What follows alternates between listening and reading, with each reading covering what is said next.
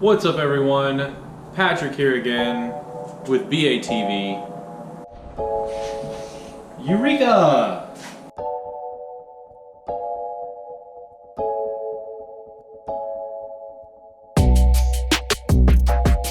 Today I bought a battery. It's a cheap battery because I just want to see this car run. But I bought a battery. So we're gonna install that battery and we're gonna try to start this. We're gonna try to start this car. That is so exciting. That's so exciting. It's got a cheap battery, little Everstart from Walmart. Should do the job. We're gonna install it. I gotta admit, I'm not super crazy about these terminals here. How they're wired or really anything. But right now I just wanna see the car run. Check the oil. I know that it has water in it. Check that too though. It's got something in there. Might not be antifreeze, but plenty of oil. Doesn't look too bad either.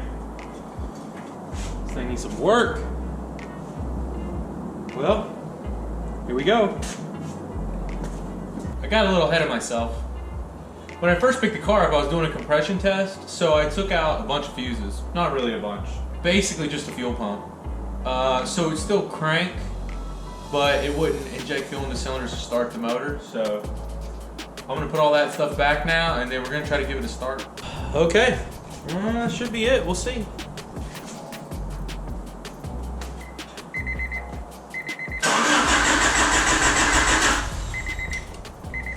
Let that fuel pump prime a couple times.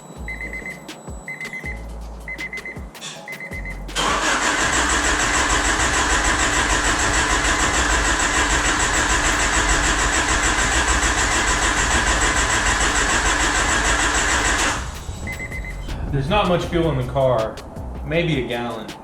So because it's lifted off the ground, I think the offset in the fuel tank might not allow the fuel pump to retrieve any fuel.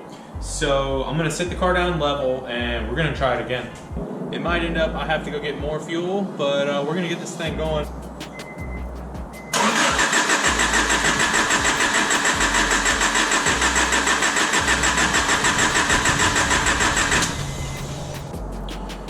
With this being a 2-gallon can, and the first time, which was last night, that I tried to put fuel in it, I spilled some.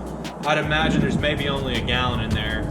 So I'm thinking that's gotta be what the problem is. I don't wanna keep trying it and burn up the fuel pump. So I'm just gonna run to the store, grab some fuel, and I'll be right back. Okay, we're back.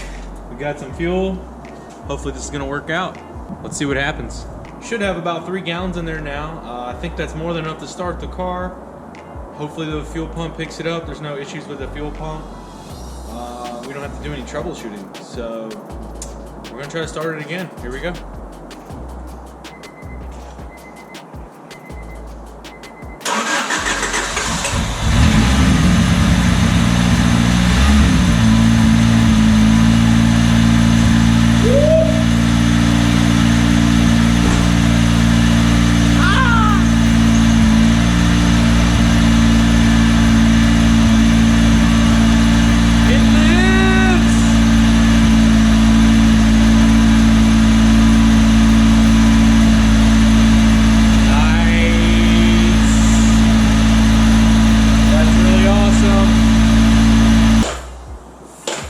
So I don't have any kind of compressed air or anything.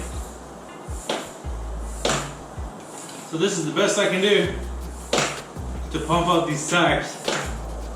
We're gonna be here a while.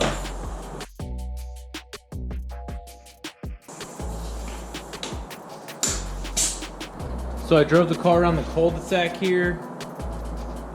It died once. I'm assuming it's fuel delivery. I got a slew of parts I'm gonna order, but I'm gonna turn it on and let you guys listen to the idle. I'm pretty sure it's a vacuum issue, but I was just looking over some stuff and we're gonna try to sort it out here in the next couple videos. But check this out.